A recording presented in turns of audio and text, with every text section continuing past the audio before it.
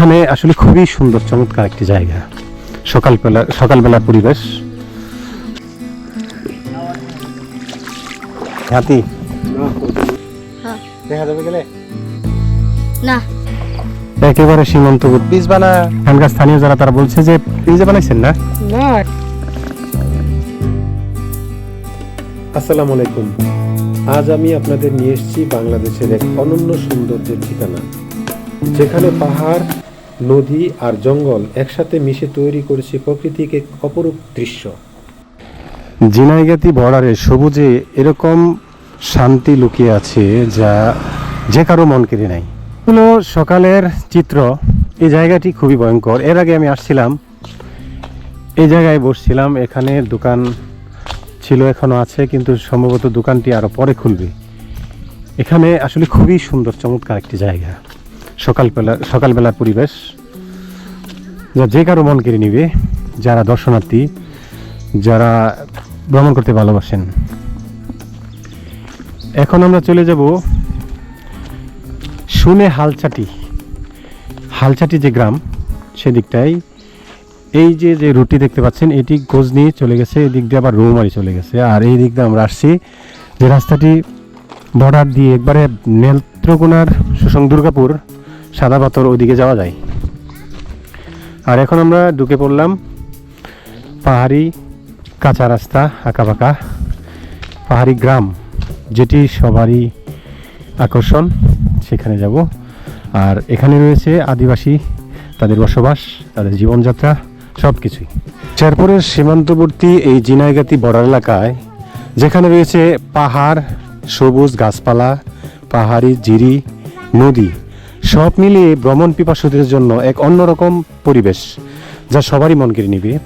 আমরা যেদিকে যাচ্ছি সেদিকটা যাবার পথে রয়েছে মৌমাছির চাষাবাদ, যা স্থানীয় ভাইদের সহযোগিতায় গড়ে ওঠাই মৌমাছির। এগুলা কি বলে সজীব? মৌমাছির বক্স, যেখানে শত শত হাজারে হাজার মৌমাছির আবাসস্থল। কতদিনে মধু হয় জানো?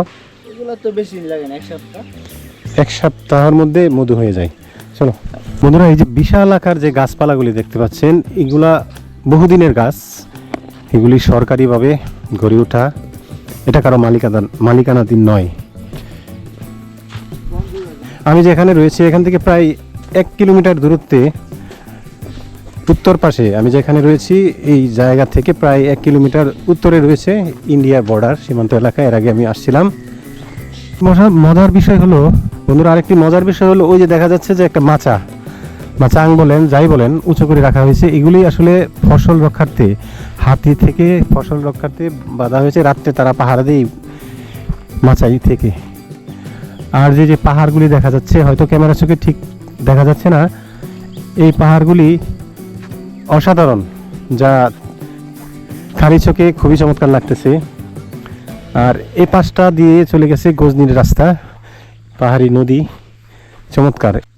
এই গ্রামে পা রেখে আমার মনে হচ্ছে আমরা যেন শহরের কোলাহল ছেড়ে ভিন্ন এক জগতে প্রবেশ করেছি।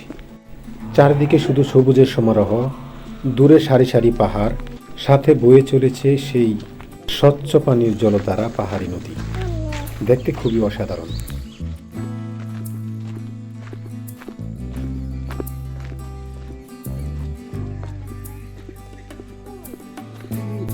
দেখতে পাচ্ছেন যে প্রবাহমান নদী, যেটি অগভীর নদী, খালি পায়ে হেঁটে যাওয়া যাবে, কিন্তু দুঃখের বিষয় হলো জুতা খুলতে হবে। জুতা খোলার পর নদীটি পার হতে হবে। এরকম পানি দেখলে কার না হাঁটতে ইচ্ছা করে, বা পানিতে নামতে, পানিতে ভিজতে কার না ইচ্ছা করে। দেখেন যে চমৎকার।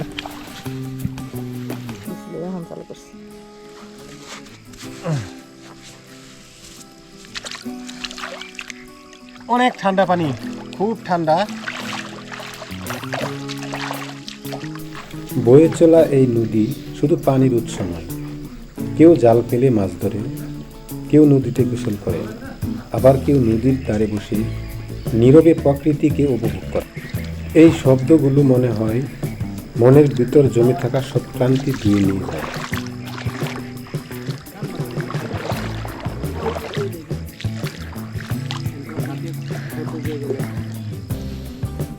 এখন চলে আসলাম হালচাটি গ্রাম, যেটি এখানকার আদিবাসীদের গ্রাম। প্রায় 40-50টি আদিবাসী পরিবার এখানে থাকে।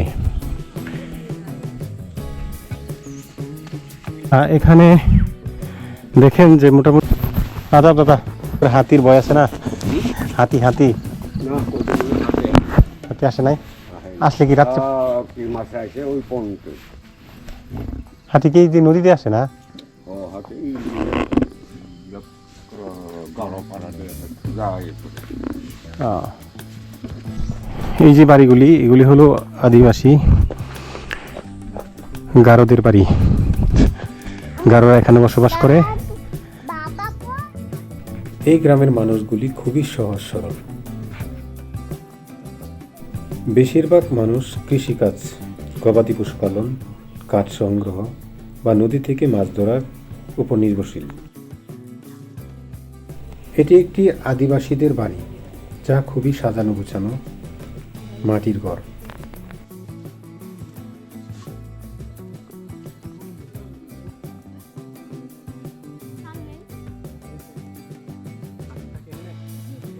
কথা বলো কথা বলো কথা বলো।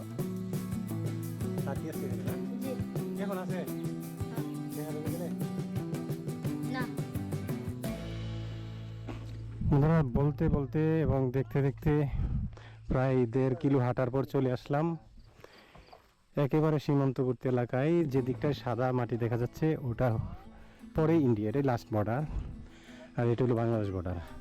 যে নদীটি আমরা পার হয়ে আসলাম এটি হলো সেই নদী, আর এই নদীটি ওদিক দিয়েই বাংলাদেশে ঢুকছে। যে দিকটায় আমি আমার ক্যামেরা ধরে রেখেছি এটি আসলে সীমান্ত এলাকা। যে সাদা মাটিটি দেখা যাচ্ছে তারপরেই ভারত, আর এটি বাংলাদেশ।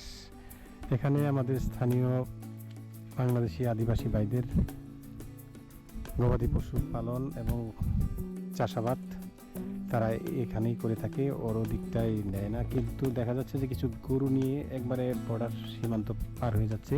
সকাল সকাল এখানে আদিবাসী ভাই তার গরু নিয়ে গরু খাওয়ানোর জন্য বের হলো।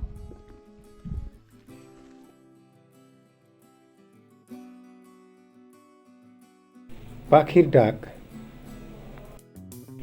পাখির ডাক, পাতার ফাঁকে বাতাসের শব্দ আর নদীর কলকলানি ধ্বনি।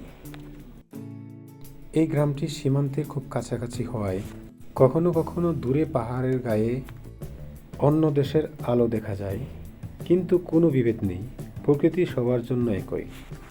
এই নীরব সীমান্ত আমাদের মনে করিয়ে দেয় মানুষের তৈরি রেখা থাকলেও প্রকৃতির কোনো ভেদাভেদ বা সীমানা নেই। এই গ্রাম শুধু একটা স্থান নয়, এটা প্রকৃতির সাথে মানুষের সহাবস্থানের এক জীবন্ত উদাহরণ। যারা প্রকৃতিকে ভালোবাসেন, যারা শহরের কোলাহল থেকে মুক্তি চান, তাদের জন্য ঝিনাইগাতির এই সীমান্তবর্তী গ্রাম ঝিনাইগাতির হালচাটি গ্রাম। আমরা এখন যে স্থানটিতে রয়েছি এর মাত্র 500 মিটার উত্তরেই হলো, যে দিকটা ক্যামেরা ধরা রয়েছে সেদিকটাই হলো ভারত, আর এটি বাংলাদেশ। বয়ে আসছে এই বালি বয়ে আনা স্বচ্ছ পানির এই নদীটি, যেখানে আমরা সবাই আসলাম ঘুরে ঘুরে দেখার জন্য। দুপাশে পাহাড়, মাঝখানে এই সুন্দর নদীটি। আমরা পর্যটক হিসাবে আমাদের খুবই ভালো লাগতেছে। নদীতে হাঁটতে পিছু পা হলাম না, নদীর মাঝখান দিয়ে কিনার দিয়ে হেঁটে হেঁটে সামনের দিকটায় যেতে চললাম। এক আদিবাসী ভাইয়ের কাছে শুনলাম যে এই যে নদীটি, এই নদী ধরে পাহাড়ি হাতিগুলি নেমে আসে ফসল নষ্ট করার জন্য। ফসলের সিজনের সময় তারা দলবদ্ধভাবে রাত্রে পাহারা দেয় হাতি ফসল রক্ষার্থে, যা প্রতি বছরই 2-4 জন লোক হাতির পায়ে পিষ্ট হয়ে মারা যায়।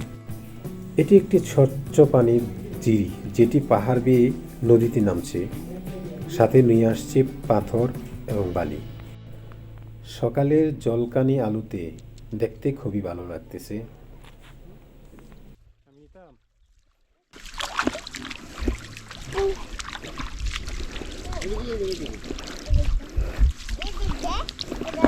আম্মু, বন্ধুরা দেখেন যে আমার মেয়েটা এই পানি পেয়ে একেবারে স্বচ্ছ পানি, খুব ঠান্ডা, সময় সকাল 7:30 পৌনে 8 এরকম বাজতেছে, খুবই খুশি এরকম পানি পেয়ে। যে পাহাড়ি নদীটি ভারত থেকে বাংলাদেশে প্রবেশ করছে ঠিক ওদিকটাই, আর এদিক দিয়ে চলে গেছে এদিকে। আমরা যারা গজনি আসি, গজনি আসার 1-1.5 কিলো আগে যে একটা ব্রিজ পাওয়া যায়, সেই ব্রিজের নদীটি হলো এটি।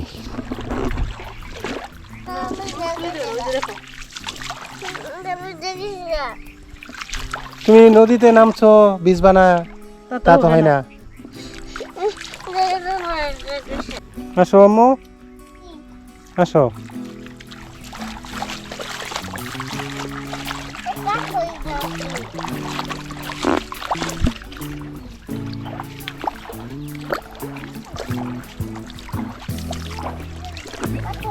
দাঁড়াই না তুমি পিছো, তুমি পিছো। এই যে পাথর।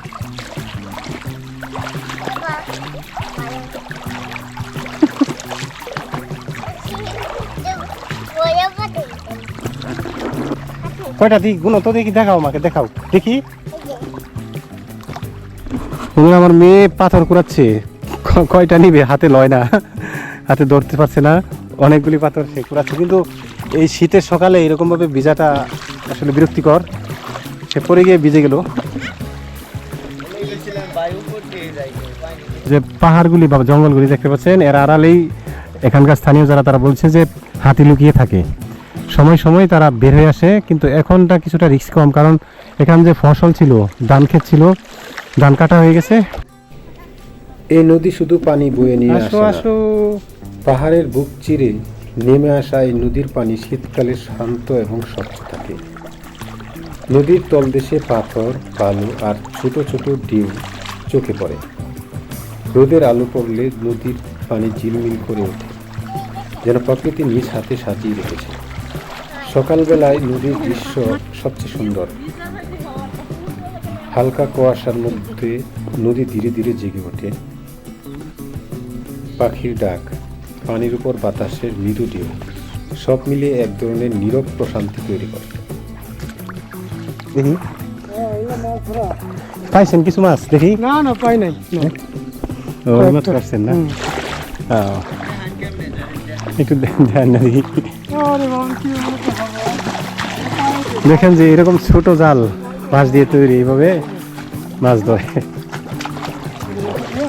দিদি এই যে পাঁচটা ছোট ছোট সব পড়ে গেল। এই জালটা কি আপনি নিজে বানাইছেন না? না, এটা গ্রামের লোকেরা বানায়। এই তো বানিয়ে গেছে সব।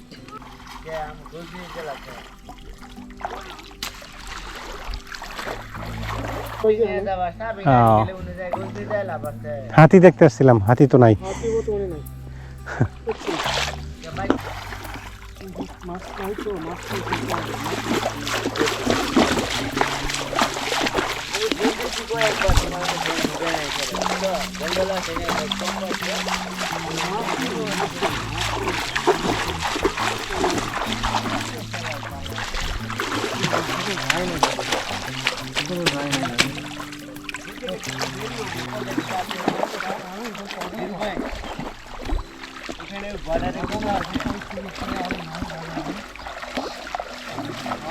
আসো আম্মু, আসো।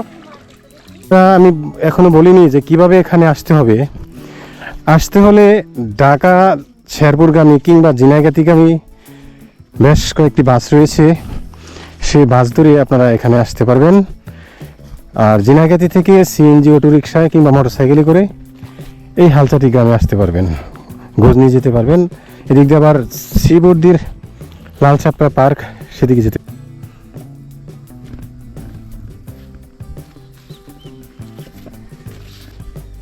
এই হলো আজকের ভিডিও। সবাই যা দেখলেন, যা দেখাতে পারছি, সবাইকে ধন্যবাদ। সবাই ভালো থাকবেন, সুস্থ থাকবেন এবং পরবর্তী ভিডিও দেখবেন। সবার সুস্বাস্থ্য কামনা করি। এখানে আমি এই হালচাটি, ঝিনাইগাতির হালচাটি সীমান্ত বর্ডার থেকে বিদায় নিলাম। শফিক, সবাই আমার চ্যানেলটি সাবস্ক্রাইব করে নেবেন।